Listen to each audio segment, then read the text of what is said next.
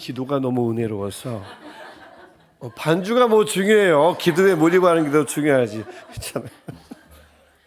알아서 다 나오니까 반주 없어도 잘 나옵니다. 함께 읽을 하나님의 말씀은 로마서 12장 14절부터 21절 말씀이에요. 어떻게 저렇게 기도를 또박또박 저런 발음으로 할 수가 있죠? 와, 대단합니다.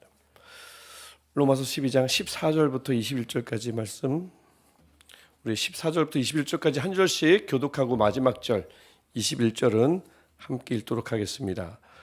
너희를 박해하는 자를 축복하라. 축복하고 저주하지 말라. 즐거워하는 자들과 함께 즐거워하고 우는 자들과 함께 울라. 서로 마음을 같이 하며 높은 데 마음을 두지 말고 도리어 낮은 데 처하며 스스로 지혜 있는 채 하지 말라. 아무에게도 악을 악으로 갚지 말고 모든 사람 앞에서 선한 일을 도모하라. 할 수 있거든 너희로서는 모든 사람과 더불어 화목하라. 내 사랑하는 자들아, 너희가 친히 원수를 갚지 말고 하나님의 진노하심에 맡기라. 기록되었을 때 원수 갚는 것이 내게 있으니 내가 갚으리라고 주께서 말씀하시니라. 내 원수가 줄이거든 먹이고 목마르거든 마시게 하라. 그리함으로 내가 숯불을 그 머리에 쌓아 놓으리라. 악에게 지지 말고 손으로 악을 이기라. 아멘. 우리 지난주 함께 나눈 말씀 기억나시는지 모르겠습니다. 수고하고 무거운 짐진 자들아 다 내게로 오라. 내가 너희를 쉬게 하리라. 한 주간도 수고 많으셨고요. 고생하셨고요. 또 한 주간, 지난 한 주간 또 추웠잖아요. 추운데 특별히 뭐 이제 실내에서 일하시는 분들도 계시지만 외부에서 일하시는 분들 정말 고생 많으셨고요. 뭐 어디서 일하시든 한 주간 수고 많으셨습니다. 늘 예수님은 이렇게 수고하고 무거운 짐진 자들을 부르시는 분, 그분이 우리 주님이신데 그럴 수밖에 없는 것이 우리 주님은 우리의 삶의 모든 질고를, 모든 짐들이 얼마나 무거운지를 잘 알고 계시기 때문에 그렇죠. 살아가다 보면 누구나 또 느끼는 것입니다. 내 문제를 해결하는 부분도 굉장히 좀 어려울 때가 있지만 내가 아닌 다른 사람의 문제, 뭐 자녀, 부모는 자녀들의 문제, 또 뭐 절친 친구들의 문제들, 내 힘으로는 잘 안 되는 것들, 내 생각대로 잘 움직여주지 않는 사람들, 그들로 인해서 그것이 또 내게 짐이 되기도 하고, 그래서 이런저런 짐을 다 짊어지자니 내 짐과 남의 짐, 뭐 양육의 짐, 건강의 짐 다 지다 보니까 내 능력은 한계가 있지요. 그러니 수고하지 않을 수 없고 고생하지 않을 수 없습니다. 그러다 보니 일상은 늘 고단하기 마련이고, 그리고는 그 와중에 또 말씀대로 살아야 돼요. 예수님 보시기에, 하나님 보시기에 아름답게 살아야 돼요. 근데 그러다 보니까 주일 예배를 드리게 이렇게 되면, 오게 되면 또 대표기도 하시는 분들이 종종 주로 말씀하시지만 말씀대로 살지 못해서, 지난 한 주간 말씀대로 살지 못한 우리를 용서해 주옵소서, 죄 짓고 사는 우리를 용서해 주옵소서, 뭐 이런 기도를 하지 않을 수 없을 때가 많죠. 뭐 해야만 할 때가 많습니다. 그래서 그렇게 수고하고 무거운 짐을 막 잔뜩 짊어졌어요. 그러면 그들에게 필요한 것, 우리에게 필요한 건 뭐겠습니까? 그 짐을 넉넉하게 감당할 힘이죠. 아무리 무거운 배낭이라도 그냥 넉넉하게 딱 짊어질 수 있는 힘, 그 힘이나 능력을 필요로 하기 때문에 그 힘이 필요할 때마다 주님 앞에 엎드리면 누구나 뭐 말씀 곳곳에서도 그렇게 우리에게 가르쳐 주시지만 힘이 필요하면 하나님 앞에 엎드리고 힘을 달라고 기도하기 마련입니다. 능력을 달라고 기도하기 마련이죠. 맞습니다. 맞는데 우리가 지난주일 함께 보았던 말씀은 좀 다른 거였어요. 예수님은 수고하고 무거운 짐진 자들을 다 내게로 오라고 말씀하시고는 내가 그 짐을 짊어줄 힘을 주겠다, 뭐 이렇게 말씀하시질 않아요. 내게로 오라, 내게서 배우라, 나는 온유하고 겸손하다, 그러므로 내게서 배우라. 이것은 다른 어떤 것을 배우라는 것이 아니라 나의 겸손을 배우라는 말씀이거든요.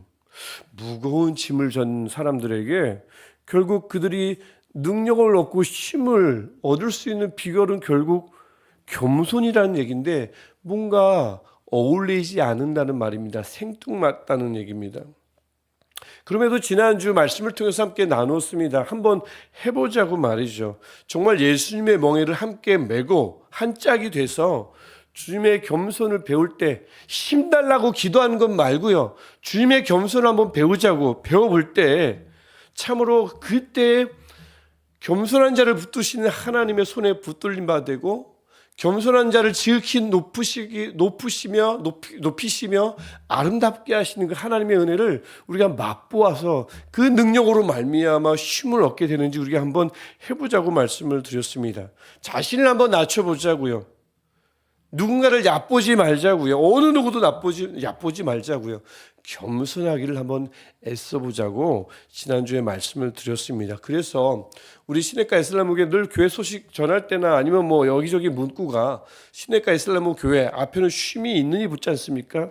쉼이 있는 시내가 이슬람 교회, 구호만 그럴듯한 또 교회가 아니라 참으로 그런 쉼이 있는 겸손을 배웠을 뿐인데 뭐 맨날 힘달라고 막 떼쓰는 그런 교회가 아니라 그냥 겸손을 배웠을 뿐인데 너무나 신비롭게도 우리가 짊어지고 있는 짐, 또 앞으로 짊어져야 할 짐이 참으로 가벼워지는 그런 쉼 가득한 우리 교회가 되기를 축복합니다. 굉장히 고차원적인 강력한 교회인 것 같아요. 지난 수요 바이블 아카데미 때도 말씀드렸지만 바둑을 예로 들었는데 힘을 얻고 싶으면 바둑의 하수도 저 같은 하수는 그 힘 주변에 돌 4개 해가지고 그거 차지하느라 급급한데 정말 바둑의 고수들은 이거를 얻고 싶으면 그 옆에 두는 게 아니라 희한한 데 둔단 말이에요. 직결되지도 전혀 관계도 없는 것 같은데 왜 겸손이라는 곳에 그 자리에 두면 이것을 더 많은 영역을 차지할 수 있을까? 바둑의 고수들만이 둘 수 있는 포석이라고 하는 겁니다. 우리는 하수들은 다 그거 하나 붙잡지 못해서 얻지 못해서 늘 전전긍긍하는데 고수들은 이것보다 더 큰 것을 얻기 위해서 하수들은 전혀 보지 못하는 것에 집중하는 것을 볼 수가 있어요. 굉장히 비슷한 비유라고 제가 지난주 수요일 날 말씀드린 적이 있습니다. 힘이 필요하죠. 그럼 힘을 달라고 기도하는 게 맞죠. 하지만 조금 더 우리 말씀에 있으니까 힘이 필요할 때 내가 겸손을 배워보겠다. 이게 왜 힘이 되는지 모르지만 가만히 보니 힘이 되잖아요. 겸손한 자를 붙드신대잖아요. 그래서 이렇게 겸손을 배웠더니 그 겸손한 자를 붙드시는 하나님으로 말미암아 진정한 능력을 체험하고 그로 말미암아 모든 무거운 짐을 넉넉히 질 수 있는 쉼이 있는 저와 여러분 되시기를 축복합니다. 그러니까 겸손이란 것은 신비한 거예요. 지난주도 말씀드렸지만 빌립보서 2장에서도 예수께서 왜 모든 우리 찬양에도 있지만 그분은 모든 이름 위에 뛰어나십니다. 근데 그 찬양에 보면 그 전제 조건은 거론되지 않더라고요. 그분이 어떻게 모든 이름 위에 뛰어나시게 됐는데요? 죽기까지 복종하셨기 때문입니다. 기적을 베푸셔서가 아니라 오병이어 사건 같은 것들을 베푸셔서가 아니라 빌립보서 2장 5절부터 11절을 보면 왜 그분이 모든 이름 위에 뛰어날 수밖에 없었냐면 죽기까지 복종했고요. 그 죽기까지 복종에는 겸손이 전제되어 있고요. 그래서 그 마음을 너희도 이 마음을 품으라 곧 예수 그리스도의 마음이라고 말씀할 수밖에 없는 겁니다. 희한하죠. 겸손이라는 것이 쉼을 얻게도 하고 하나님으로 말미암아 지극히 높임받는 일들이 일어나는 것이 이 바로 겸손을 통해서라는 것. 오늘 우리가 읽은 말씀도 마찬가지입니다. 16절을 보면 겸손이 또 나옵니다. 이제 로마서를 보게 될 텐데 앞으로 다시 서로 마음을 같이하며 높은 데 마음을 두지 말고 도리어 낮은 데 처하며 스스로 지혜 있는 채 하지 말라. 겸손이죠. 겸손이 또 다른 아주 중요한 일과 관련이 있음을 알 수가 있어요. 특별히 오늘 설교 제목에도 있듯이 14절부터 12절, 21절이 말하고자 하는 중요한 핵심, 즉 선으로 악을 이기는 것. 악에게 지지 말고 손으로 악을 이기는 데 있어서 겸손이 다시 한번 얼마나 중요한지를 오늘 본문이 우리에게 말씀하고 있습니다. 여러분 보통 이제 이긴다는 것도 이제 악을 이기는 비결과 겸손이 관련이 있다고 하는데 보통은 이길 때 남들보다 좀 앞서면 되죠. 남들보다 높은 점수를 받으면 되고요. 남들보다 더 많은 자격증을 취득하면 되고 또 남들보다 더 좋은 학교, 즉 스펙을 더 많이 쌓으면 아무래도 경쟁에서 이기는데 유리할 수밖에 없을 것입니다. 근데 오늘 이 악을 이기는 방법은 어떤 경쟁에서 이기는 방법과는 조금 차원이 다르다는 거죠. 악은 손으로 이기는 것이라고 21절이 분명하게 말씀하고 있는 겁니다. 17절도 마찬가지고요. 악을 이기는 선이랑 악을 선한 일로, 착한 일로 이긴다, 착함으로 이긴다. 이것이 과연 무슨 뜻일까요? 14절에서 구체적으로 한번 얘기합니다. 박해하는 자를 축복하는 것. 박해하는 자가 악한 자라면 그를 이기는 방법은 더 강하게 대응하는 것이 아니라 축복하는 것이 이기는 것이라고 말합니다. 20절, 원수가 있어요. 그들이 줄이거나 목마르면 그들을 잘됐다 박수 쳐주는 것이 아니라 그 원수가 줄인데 먹여주고 원수가 목마른데 물을 마시게 해주는 것이라고 얘기하는 겁니다. 박해하는 자, 원수, 이들은 같은 뜻인데 보통은 이제 못살게 구는 사람들, 나를 악하게 대하는 사람들, 여러분 주변에 있습니까? 나에게 좀 못되게 구는 사람들 한 명씩 혹시 있으신 건 아니에요? 못살게 구는 사람들도 있는 거 아니에요? 방 청소 안 하는데 그거 좀 깨끗하게 하라고 했다고 그걸 못살게 군다고 생각하면 안 되고 그런 거 말고요. 일어나야 되는데 일어나지 않아가지고 야 일어나라 엄마 왜 날 못살게 이거 말고요. 정말 내게 못되게 구는 악하게 구는 사람들 말입니다. 주변에 꼭 있을지도 모르겠는데 특별히 저는 옛날에는 요즘에 이제 교회 다닌다고 막 박해를 받고 그래서 막 핍박을 당하는 이들이 이제는 없다고 생각했지만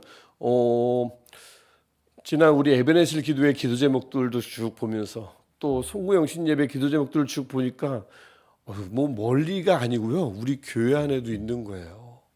이 예배의 자리에 오는 게 누군가에게는 그냥 즐거운 자리고 아무도 누구에게도 방해받지 않는 내가 마음만 먹으면 올 수 있는 자리가 이 자리인 줄 알았는데 요즘은 그렇게 시대가 바뀐 줄 알았는데 아니에요. 어떤 분들은 여기 나오는 것 자체가 고통이에요. 예배 드리고 들어갈 때마다 다시 집으로 들어갈 때마다 걱정이 한가득인 분들이 있는 거예요. 또 무슨 말을 내가 들으면서 또 들어갈까? 그게 어디 저 어느 동네에 있는 게 아니라 우리 교회 안에도 있더라고요. 안타까운 일입니다. 이것들을 이런 분들을 그런 박해하는 자들이라고 말하고요. 이 본문에서 이제 원수라고 말하고 있는 겁니다. 일반적인 삶에서 나를 악하게 대하는 사람들, 나를 못살게 구는 사람들도 포함되지만 신앙한다고 예수 좀 믿는다고 그것을 막 핍박하는 이들을 여기서 이제 그렇게 말하고 있는 것입니다. 근데 그들을 저주하지 말래요. 그들을 이기는 방법은 축복하는 거래요. 축복하다 하나님의 은총을 빌다라는 뜻입니다. 나를 못살게 구는데 그래도 하나님의 은총이 은혜가 당신에게 있어라고 말해주라는 것입니다. 그들이 먹이기도 하고 그들을 마시기도 하래요. 대접하래요. 베풀래요. 미운 놈 떡 하나 주는 마음으로 베풀라는 것이 아닙니다. 그냥 축복하는 마음으로 대접하고 베풀어 주래요. 그렇게 되면 18절 그렇게 해서 어떻게든 누구든 상관없이 모든 사람과 화목하래요. 어렵죠. 19절 그래서 결국 많은 것들은 특히 갚아주는 것은 우리의 소관이 아니고 하나님의 소관이니까 하나님께 온전히 맡기래요. 이게 19절 말씀입니다. 그러면 어떻게 될까요? 20절 그리함으로 네가 숯불을 그 머리에 쌓아놓으리라 비유입니다. 나를 못살게 구고 박해하고 핍박하는데도 그들을 축복하고 베풀어주고 그들과 화목하려고 노력할 때 결국엔 그들이 부끄러움, 그들의 박해, 그들이 못살게 굴었던 그 행위를 부끄럽게 여기고 회개하게 될 것이라는 말씀이 20절의 저 비유 말씀입니다. 숯불을 그 머리에 쌓아놓으리라. 그들이 부끄럽게 여기고 회개하는 모습, 태도를 취하게 되리라. 약속은 굉장히 너무나 감사한 약속입니다. 그런데 이게 어느 세월에 이게 이루어질까 말이죠. 그때까지 언제까지 참으면서 그 나오지도 않는 축복을 해야 되고 베풀고 싶지 않은데 베풀어야 하고 같이 있고 싶지 않은데 화목해야 하고 말이죠. 오늘 보기도 싫은데 그들과 어떻게 화목할 수 있냐고 얼마나 힘들어요. 그러니까 손으로 악을 이기라. 오늘 21절 말씀이기도 하고 설교 제목이기도 하지만 이 말은 말이죠. 사실 속이 썩어 들어가는 일입니다. 마음이 상할 대로 상하는 일입니다. 그거 알면서 하나님은 말씀하세요. 아주 완고하게 말씀하십니다. 타협하지 않아요. 17절. 아무에게도 악을 악으로 갚지 말라고요. 갚고 싶은데, 안 갚음하고 싶은데 갚지 말래요. 모든 사람 앞에서, 뭐 가능하면도 아니에요. 그냥 모든 사람 앞에서 선한 일을 도모하라고 완고하게 말씀하십니다. 전혀 타협의 여지가 없어요. 여러분, 이런 완고한 말씀을 이렇게 접할 때 어떤 생각을 하시게 됩니까? 이런 말씀을 혹시 처음 읽어보신 분들은 안 계시겠죠? 이런 말씀을 딱 보면 이걸 나한테 어떻게 적용해야 하나? 그 나를 못 살게 구는 사람들, 나를 함부로 대하는 사람들, 정말 악한 사람들 있는데 어떻게 그들에게 적용할 건가요? 말씀은 말씀, 현실은 현실, 그렇게 할 건가요? 저도 여러 번 들은 적이 있어요. 저는요, 아무리 그래도 저는 당하고는 못 살아요. 저는 그대로 갚아줘야 직성이 풀리고 그래야 스트레스를 안 받아요. 그런 분들도 있고요. 어떤 분들은 참는데 착해 빠진 자녀들 있죠. 착해 빠진 사람들, 나와 아주 친한 사람들, 그들에게 나는 좀 참더라도 그런 사람들, 자녀들이나 친구들에게는 참지 말라고 조언하는 것을 제가 여러 번 들은 적이 있습니다. 누가 누가 너한테 잘못을 해? 못되게 굴어? 못 살게 굴어? 너무 착해 빠지면 안 돼. 독할 땐 독해야지. 왜 맨날 당하고 살아? 내가 널 어떻게 키웠는데? 여러 번 들은 적이 있어요. 갚아줘. 본때를 보여줘. 아주 호락호락하지 않다는 것을 알려줘야 눈에 힘 빡 주고 이런 조언들을 제가 곁에서 들은 적이 있습니다. 착해 빠지면 맞죠. 착해 빠지면 사람들이 함부로 여겨요. 우습게 여깁니다. 근데 이런 조언들이 스스로에게나 아니면 착해 빠진 자녀들에게나 친한 친구들에게 이런 조언들이 그리스도인에 의해서 뭔가 계속 주어진다면, 이게 현실이라면 우리가 가지고 있는 이 성경에서 로마서 12장, 우리가 함께 읽었던, 오늘 읽었던 로마서 12장 14절부터 21절 말씀은 안 보이게 접어두거나 앞으로 아예 읽지 않도록 막 지워버리거나 찢어버리거나 그렇게 해야 되는 것 아닐까요? 근데 아무래도 하나님의 말씀인데 그럴 수는 없잖아요. 말씀 무시하면 안 되잖아요. 지켜야 되잖아요. 어떡하죠? 지키자니 속은 썩고 마음은 상할 대로 상하는데 이 말씀을 어떻게 지킬 수 있을까요? 그래서 오늘 우리 본문 안에 이 고민을 혼자 가지고 끙끙 앓지 말라고, 교회가 서로가 서로를 도우라고 15절과 16절 보면 이 두 구절 말씀만큼은 그리스도인들과 어떻게 관계를 맺어야 되는지를 보여주는 유일한 두 개의 본문입니다. 나머지 본문은 다 우리를 괴롭히는 사람들, 원수에 대해서 그리스도인이 어떻게 반응해야 하는가, 축복해야지요. 이런 말씀이라면 15절과 16절은 그 악한 사람들, 아무리 봐도 나를 이용하는 사람들에게 내가 뭔가를 베풀어야 되는데, 축복해야 되는데 힘들잖아요. 그런 사람들이 모여있는 교회 안에서 서로가 서로에게 어떻게 해야 하는가를 말씀하는 유일한 구절 15절 16절입니다. 이부 때는 15절을 먼저 보고 싶은데 15절 보면 뭐라고 하죠? 즐거운 자들과 함께 즐거워하고 우는 자들과 함께 울라. 함께 즐거워해 주래요. 함께 울어주래요. 여러분, 이 15절 말씀은 옛날 그 세월호 사건이 일어나면서 많은 포스터에 늘 가장 아래에 보면 늘 이렇게 기록됐던 말씀입니다. 우는 자들과 함께 울라. 그래서 이 세상을 향해서 교회가 취해야 할 태도, 취해야 할 자세를 보여주는 아주 대표적인 구절로 아주 많이 쓰였었죠. 물론 이 구절을 우리 교회에게만 적용해야 한다는 말씀은 아닙니다만, 그런데 이 말씀은 무엇보다 사도 바울이 교회 안에서 지체들에게 어떤 마음을 가져야 하는가를 알려주는 말씀입니다. 이 말씀과 아주 비슷한 말씀이 로마서보다 아마도 수년 전에 기록됐던 고린도 후서, 고린도전서 12장 26절에도 나오는데요. 한번 읽어보겠습니다. 시작. 만일 한 지체가 고통을 받으면 모든 지체가 함께 고통을 받고 한 지체가 영광을 얻으면 모든 지체가 함께 즐거워하느니라. 아멘. 이 말씀도 보십시오.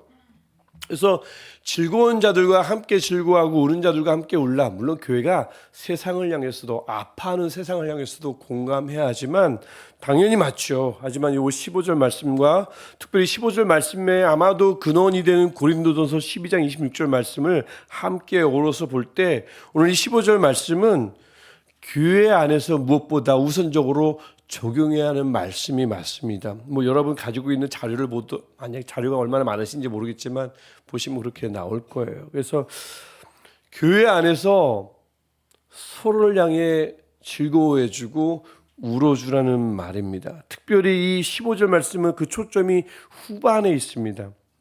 뭐 즐거워하는 자들과 즐거워해주는 것 뭐 쉽죠.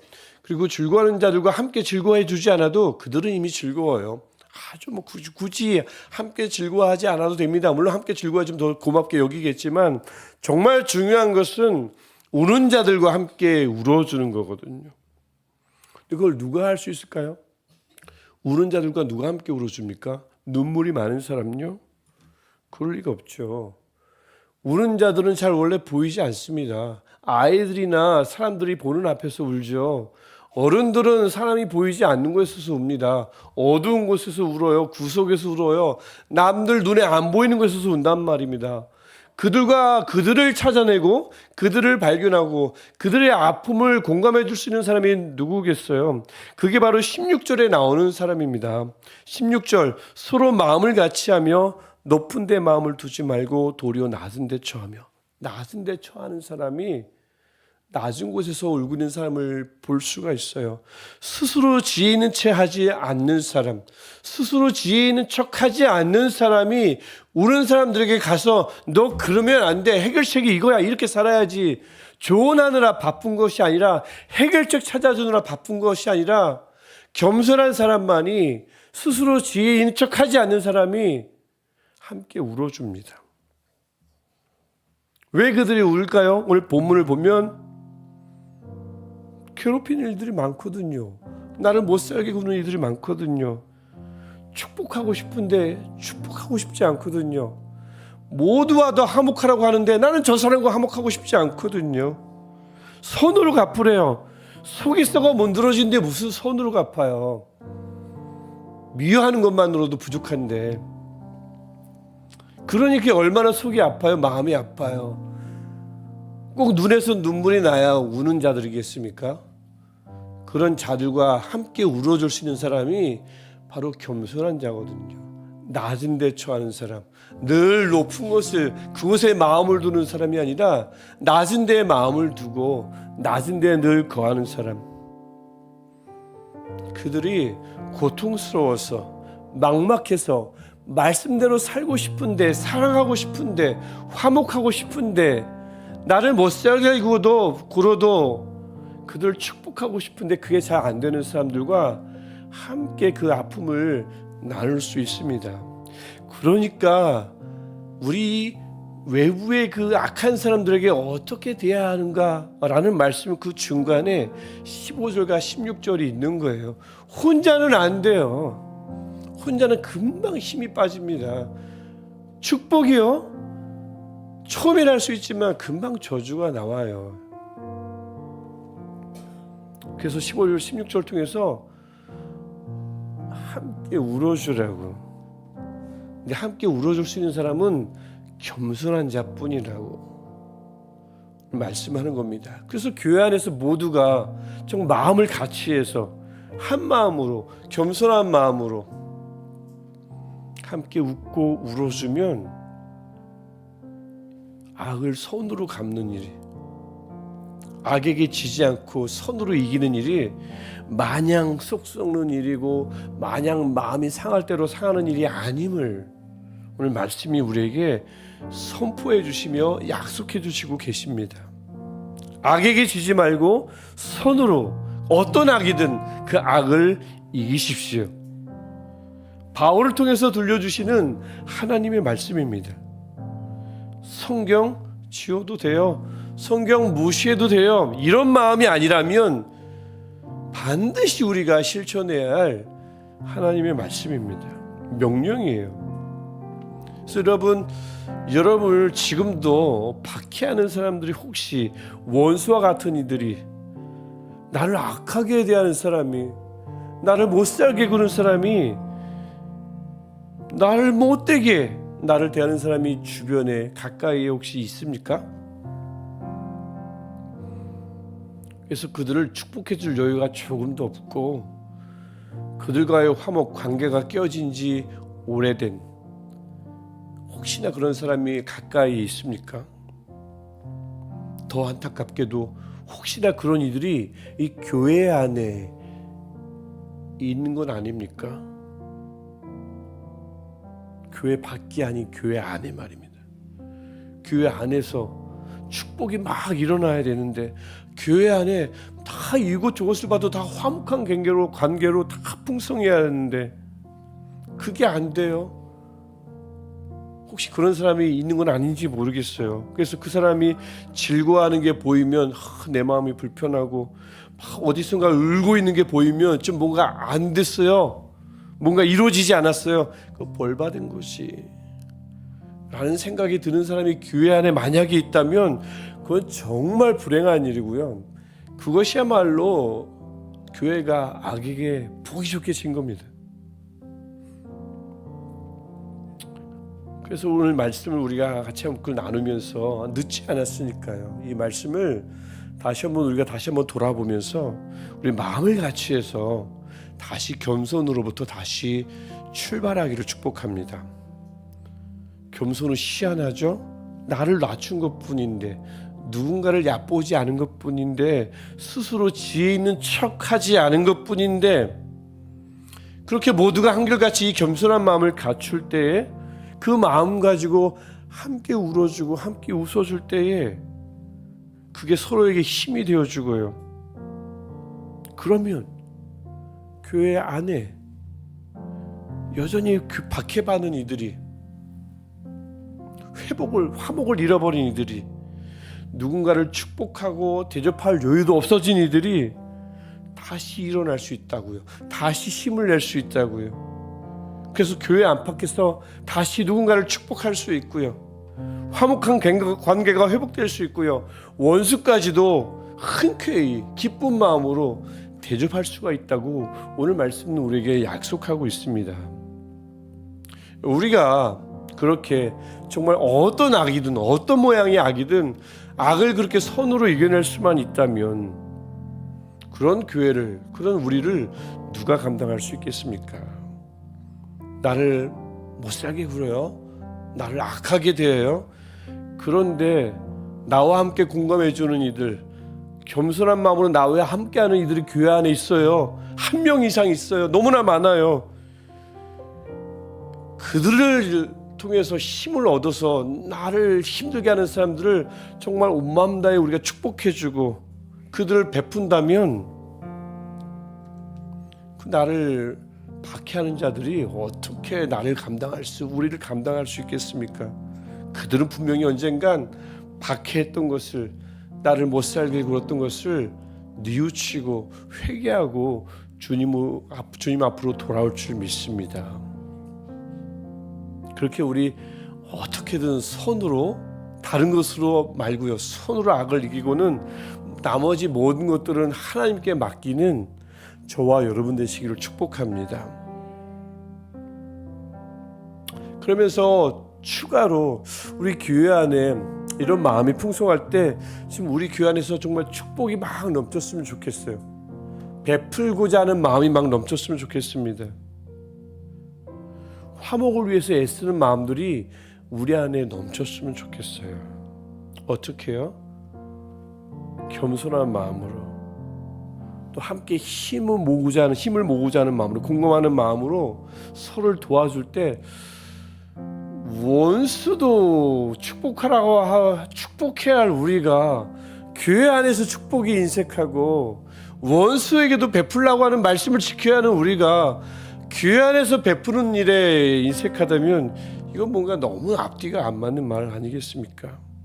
그래서 악에게 지지 않되 악을 선으로 이기는 우리 시냇가 에슬라무 교회 되기를 축복하며, 동시에 이것을 감당하는 우리 교회 안에 축복도 화목도 베풀고자 하는 너그러운 마음도 넘쳐나는 우리 교회 되시기를 다시 한번 축복합니다. 우리 이 마음 가지고 우리 한 마음으로 다시 우리 기도했으면 좋겠습니다. 하나님, 우리 안에 그 신비로운 그 성품 겸손을 우리에게 허락하여 주셔서 나를 낮추었을 뿐인데, 낮아진 마음으로 공감하여 줬을 뿐인데, 우리 안에 축복이 넘치게 하시고 그 축복이 밖으로 풍성하게 흘러나가는 우리 교회 되게 하옵소서. 나 개인 되게 하옵소서. 우리 한 마음으로 같이 기도하겠습니다. 하나님, 우리를